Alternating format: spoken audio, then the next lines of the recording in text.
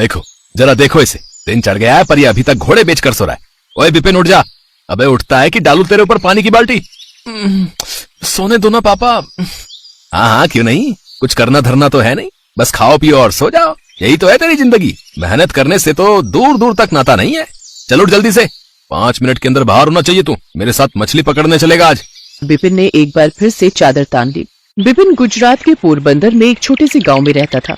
उसका गांव समंदर के ठीक किनारे बसा हुआ था।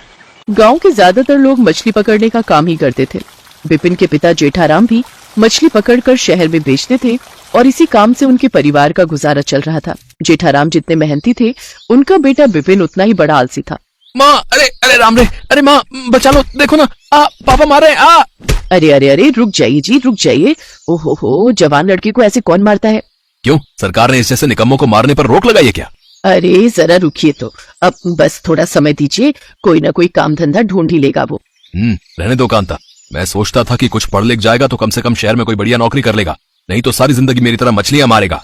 लेकिन इसकी हालत देखकर तो लग रहा है कि ये तो मछली भी नहीं मार पाएगा। बस करिए जी, अगले हफ्ते उसके नतीजे आने वाले हैं, देखना कितने अच्छे नंबर लाएगा मेरा विपिन।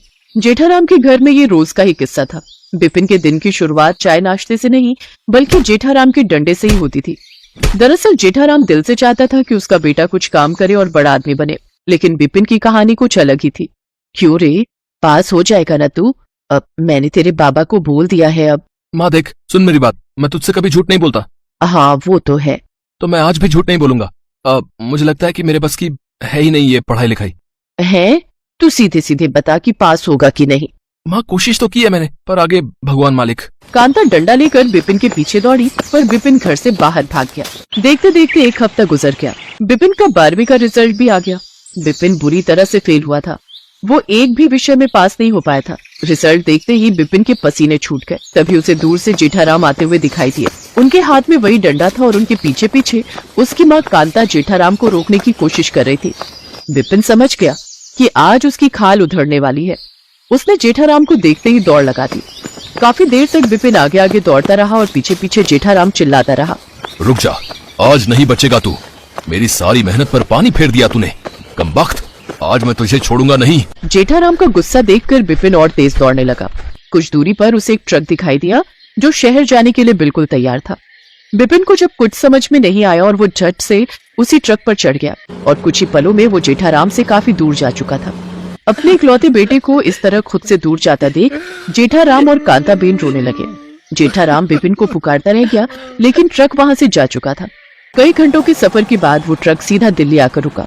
विपिन जब ट्रक से निकलने लगा तो ट्रक के ड्राइवर ने उसे पकड़ लिया।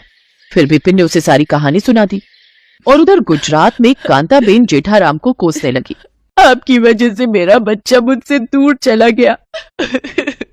अब तो मिल गई ना आपके कलेजे को ठंडक। जेठाराम ने विपिन को बहुत ढूंढने की कोशिश की, लेकिन वो उन्हें नहीं मिला। वक्त गुजरता गया और विपिन को गए कई साल बीत गए। फिर एक दिन जब जेठाराम समंदर में मछली पकड़ रहा था, तभी उसे समंदर में कुछ हलचल महसूस हुई और देखते ही देखते लहरें तेज होने लगी। जेठाराम घबरा गया और वो तेजी से अपनी नाव को तट पर ले आया। तभी उसने देखा कि वहाँ बहुत से लोग खड़े होकर आपस में कुछ बातें कर रहे थे। अरे क्या हो गया भैया, ये भीड़ कैसी लगी है? तुम्हें कुछ नहीं पता क्या? नहीं तो क्या हुआ है? अरे टीवी पर बता रहे हैं कि तूफान आने वाला है समुद्र में भैया। अरे पर उसमें कौन सी बड़ी बात है, समुद्र में छोटे मोटे तूफान तो आते ही रहते हैं। अरे नहीं जेठा, ये कोई आम तूफान नहीं है, इसका नाम बिपरजॉय है और सुना है कि बहुत तबाही मचाएगा ये। देखो ना, अभी से ही कितनी ऊंची ऊंची लहरें उठने लगी हैं। जेठा ने समंदर की तरफ देखा तो वो भी डर गया। तभी वहाँ स्पीकर से आवाज आई, सावधान, आप सभी जितनी जल्दी हो सके ये इलाका छोड़कर दूर चले जाएं। भयंकर तूफान आने वाला है, अपना जरूरी सामान लेकर फौरन निकले यहाँ से। सभी अपने अपने घरों की तरफ भागे।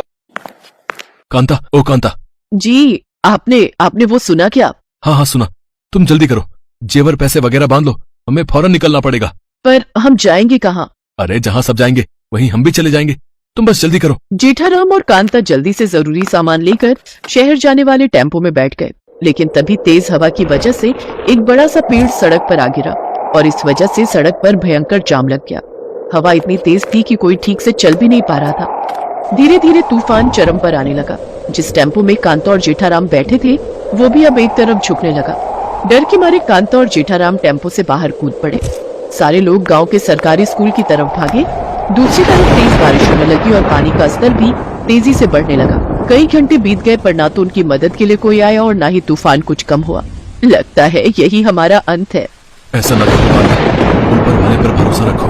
2-3 दिन बीत जाने पर भी हालात नहीं सुधरे। भूख की वजह से कांता बेहोश हो गई। जेठाराम उसे देखकर रोने लगा। वो भी हिम्मत हार कर मौत का इंतजार करने लगा। लेकिन फिर अचानक वहाँ एक गाड़ी की आवाज सुनाई दी। माँ बाबा कहाँ हैं आप? वो बिपिन था, जिसकी आवाज सुनकर जेठा की आंखों में खुशी के आंसू आ गए। उसने जोर से चिल्लाकर कहा, बेटा बिपिन, हम यहाँ हैं। बिपिन एक बड़ा ट्रक लेकर आया था। बिपिन ने कांता और जेठाराम को उस ट्रक में अपने साथ बैठाया।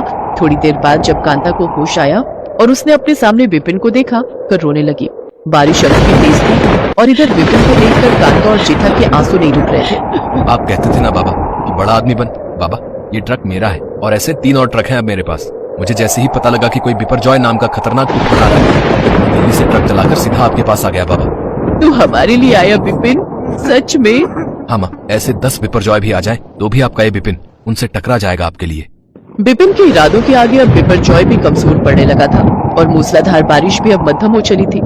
बिपिन जिस ट्रक से शहर गया था, उसी ट्रक ड्राइवर से काम सीखकर और फिर कड़ी मेहनत से अब वाकई बड़ा आदमी बन गया था और उसका बड़प्पन सबने देखा। जब उसने सिर्फ अपने माता पिता ही नहीं बल्कि पूरे गांव को बिपरजॉय के कहर से उबरने में मदद की।